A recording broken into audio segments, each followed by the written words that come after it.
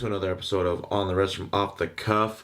It's actually going to be a sub-segment we like to call WristWatch, Rambles, and Rants, brought to you by channel sponsor Wrist Candy Watch Club. Now, when it comes to sponsored content, I like to be as transparent as possible. I don't do paid reviews, so what I choose to do instead is do a little bit of a plug for the channel sponsor, which is Wrist Candy Watch Club today, and they actually have a wide range of straps, everything from NATOs to some single pass combination straps to some really interesting purlons. Let me grab an example here. Really nice. I really dig this pattern that's on here. And then one thing you might not know is that they even offer two-piece leather options.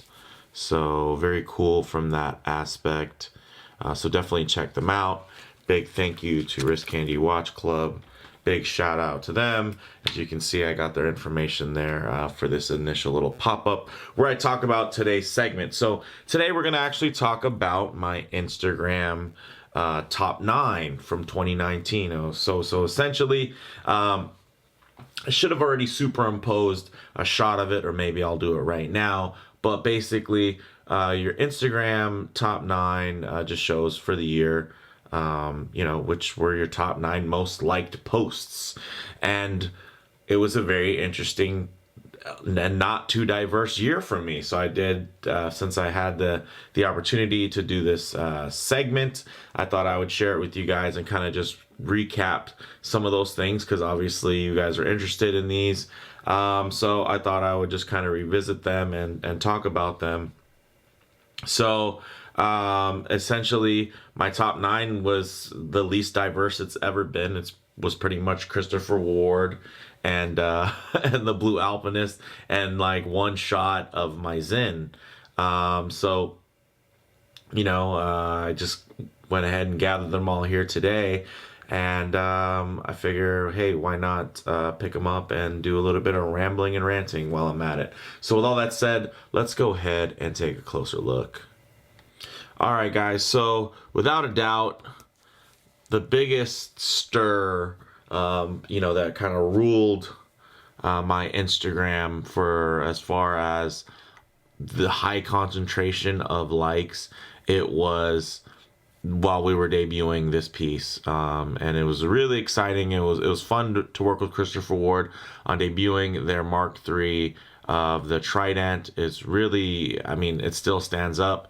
There hasn't been something, at least in my opinion, that's just come out and flat out topped it. I think it's definitely still a great contender for pretty much, the best diver, so Swiss-made diver under $1,000. This thing is really nice, and you can even compare that to gray market prices for some of the leading Swiss brands. So you put it up against, Certina or Hamilton, and I think this thing is still a huge value proposition. Of course, there was tons of people. There was a lot of drama around the debut of this watch. A bunch of people were upset. Oh, well, reviewers are getting them for free. You can't trust what they're saying, this and that. Well, the proof is in the pudding. So that actually led me to purchase, and then this was actually another big post, was the blue and the evolution of the Trident Mark III blue. This is the blue dial that I purchased. This wasn't gifted at all. This was one that I wanted, so I purchased it from Christopher Ward because the black one was that good, and I love a good blue. And it was just immaculate, and I still really enjoy this. For me, it's kind of a sleeper almost, because I kind of forget how good the Trident Mark III is, because I have so many watches in rotation, just because it's the nature of running a YouTube channel where you do watch reviews. You're constantly reviewing stuff. You got new things in, got things going out. You're kind of always looking over the horizon, and it's tough to go back and just appreciate some of these really fine timepieces. Look at those bevels, guys.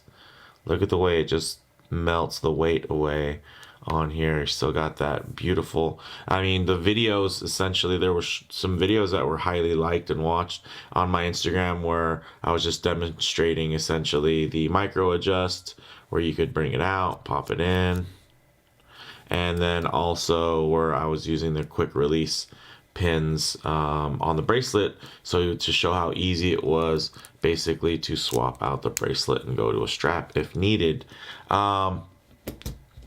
So I guess to stick around in kind of the Christopher Ward side, another one that was a huge hit on Instagram was my Cosc Chronometer day date. So this is a real special edition. I really am happy with this piece still.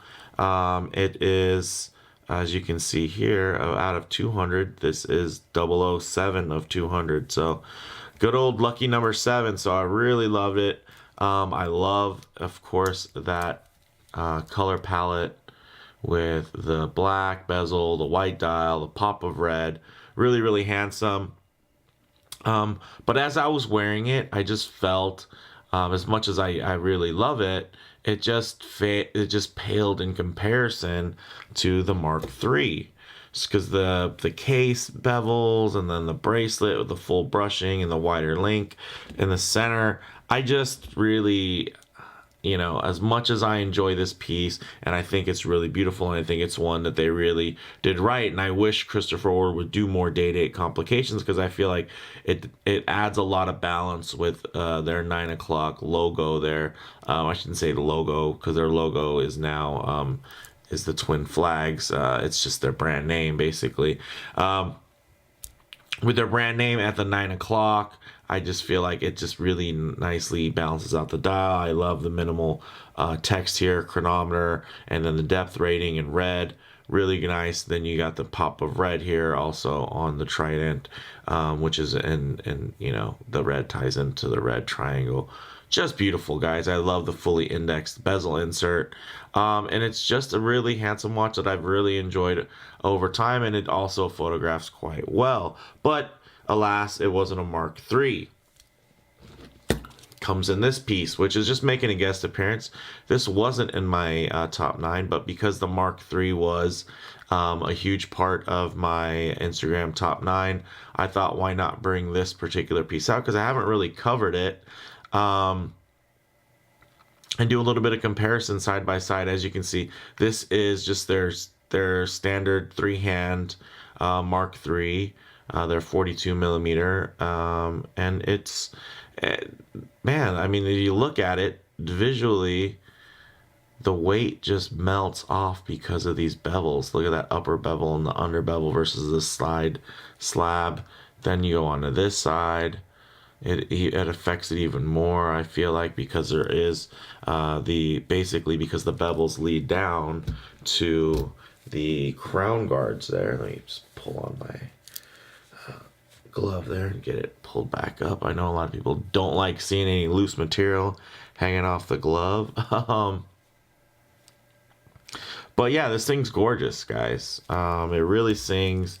I mean, if I could have got it in the exact color spec, if I could have got the red seconds hand, that would have been amazing. And then maybe some type of red insignia on the inside of the triangle, just to kind of keep it within the same breath. But who knows, down the line, maybe Christopher Ward will release more and this type of color palette. And I really enjoy the extra pop of color here versus, the more monochromatic look on just the black dial. So now, even comparing the black dial to the white dial, you can see that visually the white, it just feels a little bit more expansive, and and then in certain lights it just gives you a little bit, of course it transitions between more and less contrast, because as the light reflects, if it's something really pale, it's gonna feel like it's blending away, but then when it reflects, it really pops. And then when it reflects off something dark, then it has more contrast. So maybe they'll come out with something with like maybe a gunmetal, so that it'll always be more on the contrasting side versus disappearing. But I am a huge fan of these watches. I absolutely adore them, and guys, the proof is in the pudding. I bought 2 more, or the blue and the white dial. Although I did receive the black as a gift, early pre-release to these. So this is an outstanding watch. it's totally worth your money. Obviously, it was worth my money. Anyway, so really great watches. I'll probably throw them on at the end and maybe get into some wristwatch checks. But another one, a single post wise, this was, was just resharing this beautiful blue dialed Alpinist. It's now on this, Parnas Jubilee. Nobody likes the fact that the Parnas script is on there, but you know what? No one's looking at my clasp anyway when there's this dial to appreciate and take in. Let's go ahead and align that bezel. Of course, I do have the 2020 Alpinist on the way. It is literally actually just making it through customs today, so I should have it later this week, hopefully by Monday. But of course, depending on when I air this episode, I might already have it in hand. So check my Instagram to see if I've posted maybe some side-by-sides or just some general pictures, unboxing, little shorts or anything like that. But there was some posts that actually, of course, did really well for me with the Alpinist. One was just kind of resharing the main dial photo that was released online when we kind of first heard about these bad boys. And then the second thing was actually a little strap, collage, essentially, where I was doing a bit of a little strap guide and showing it kind of on a couple different straps, 2-piece, 1-piece, all that good stuff. And everything kind of was just in a similar kind of steel and blue motif. Still a very handsome watch. I love how dark blue the dial is, and that's something that I really, I think it's hard to capture, especially on video, especially in the studio lights. You can see it's always going to want to light up. But in actuality, this thing is actually really quite dark, and I do really appreciate and enjoy that. And it's just kind of that midnight blue effect is something that I really, really like. Now, the only kind of mainstream, I guess the Seiko's quite mainstream, but for the only German contender, we got Swiss, we got Japanese, we got German. We got the Zen 556A for the Arabic numerals on the H-Link. Very tough. Of course, this is the newer generation H-Link that has basically the hex screws in there. So very robust. Of course, the clasp isn't quite the greatest. It's just kind of stamped in there. It's very tight though, and it definitely does the job. Very functional. And then you do even get a little pilot's extension if you ever want to wear this over your bomber jacket. But this one, I really consider this one of the most attainable icons you can get, and capable, right? Because there are iconic, really cheap watches. There are some Casios that are super iconic that anybody could recognize. But sometimes people wear those as accidents and they're not really watch enthusiasts. Nobody's going to accidentally buy a Zen 556. Like, you're going to buy one because you're a watch, you're a watch geek and you're into the hobby. Nobody's going to accidentally pick one of these up. And if you did, let me know. Or if you ever met anybody that was like, I don't even know what this watch is, and they had it on their wrist and you told them how much you loved it. Yeah, share that story, because that's a weird one. But yeah, this thing is great. I think actually the Black Alpinist, for me, might even be dethroning this watch, because the prices are slowly going up on this piece. Except there's not anything that's actually changing on it. So that's kind of the interesting thing. They're just going up kind of as import taxes and whatnot rise, and the cost of doing business, of course, continues to grow in manufacturing.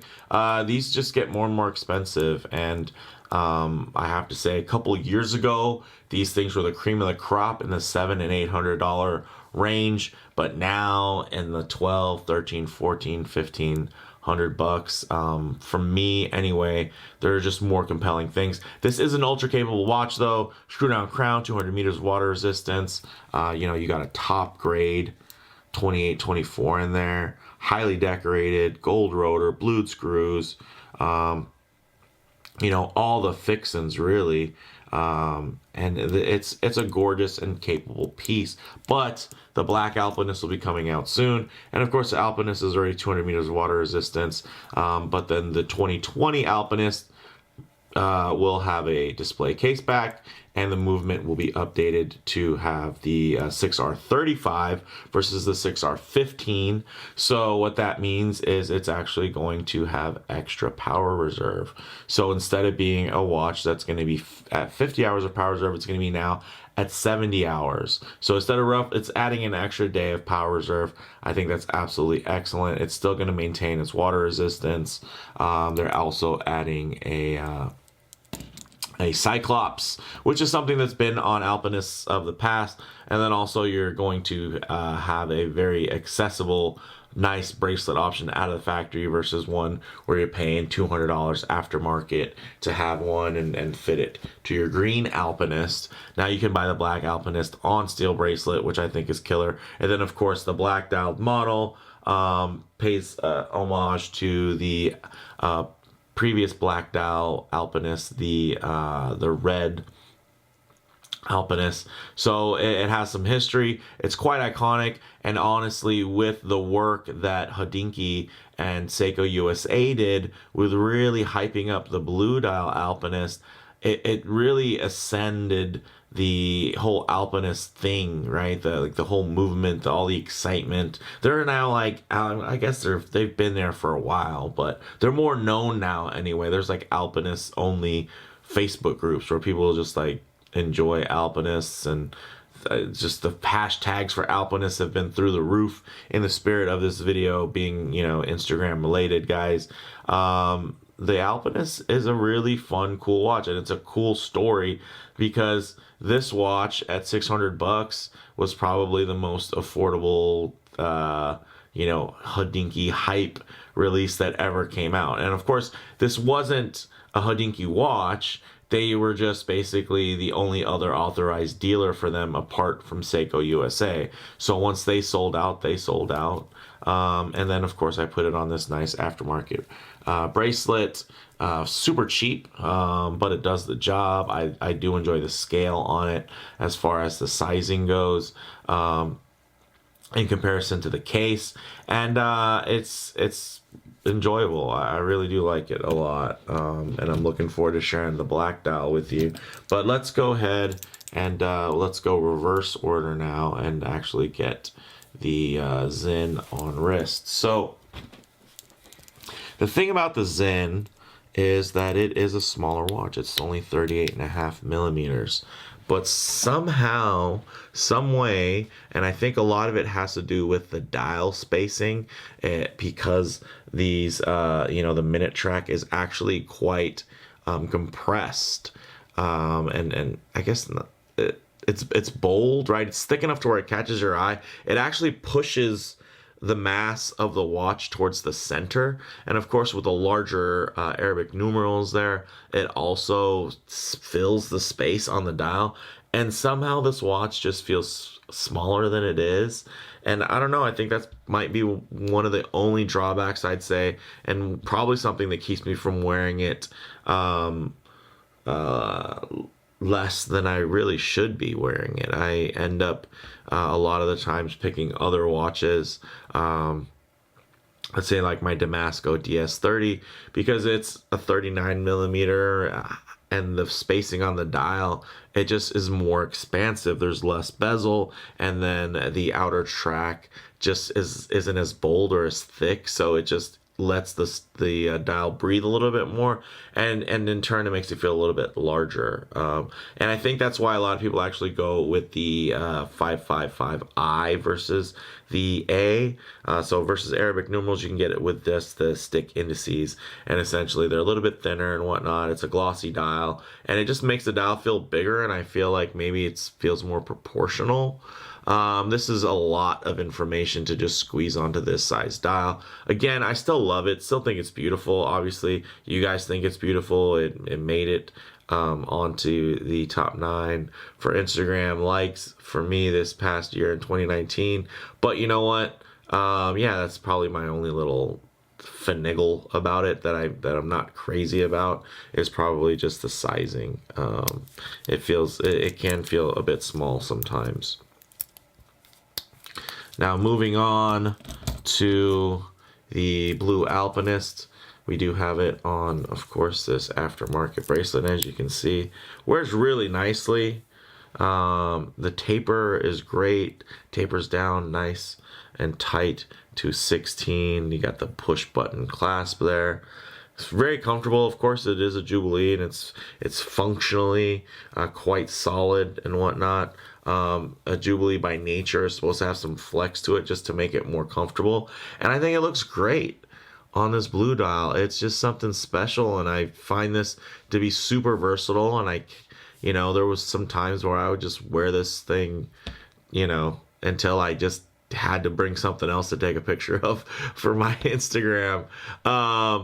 Otherwise, this thing could probably be on my wrist every single day or close to it. This is just so versatile. Obviously, blue dial for me is extremely versatile. I wear blue jeans a lot, so it's something that will always pretty much I guess my wardrobe consists of a lot of blues and grays. Although I do have, I've been mixing in a couple other things like black and khaki and whatnot as of late this past winter. But this is definitely a watch that stands the test of time. And if anybody knows what it is when you're out, I mean, same thing with the green Alpinist. If somebody recognizes that you're wearing an Alpinist, they know that you're into watches, because you didn't accidentally get this. You definitely didn't accidentally stumble upon this, limited edition run of blue Alpinists. So, and then of course this will be the last Alpinist, at least as of now, with the signed crown, because that's something that Seiko's moved away from, at least in their more affordable timepieces. So, rather than try all these on these Christopher Wards, I figure I will just get the one on my wrist that I've never done any wrist shots with, at least for YouTube. And I'll just organize these a little bit better and let you guys see that. That's what I'm talking about. Super handsome still. Really great.